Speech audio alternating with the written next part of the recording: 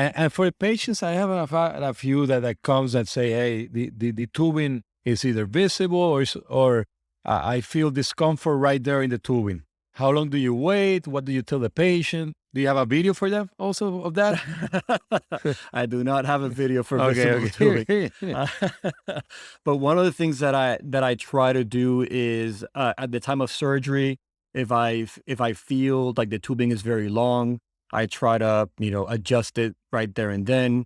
I mean, it will take you, yes, an extra 10 minutes or 5 to 10 minutes for you to cut the tubing to the actual length, reconnect it. I mean, it's a hassle, but I would rather have a hassle of 10 minutes in the operating room than having a guy complaining that and then you have to come take him back to the operating room for that. So I try to avoid that at all costs if I can. However, there are some guys that will still complain about it. It really depends on, is a pump sitting well or is a pump actually high riding in the scrotum? And that's why they feel it. Sometimes they can start forming scar tissue that will cause that tubing to be more palpable. And sometimes you can just readjust that. I mean, if it's been more than 3 months, 3 to 6 months, and they're still complaining about that, I just try to, to go back in there and try to adjust things for them. You will just either cut the tubing, you wouldn't change the entire piece.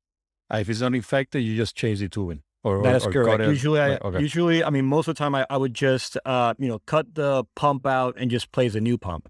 If it's just from the tubing from the pump. Sometimes I've had guys who complain about the tubing right at the base of the penis for, where it connects into the reservoir.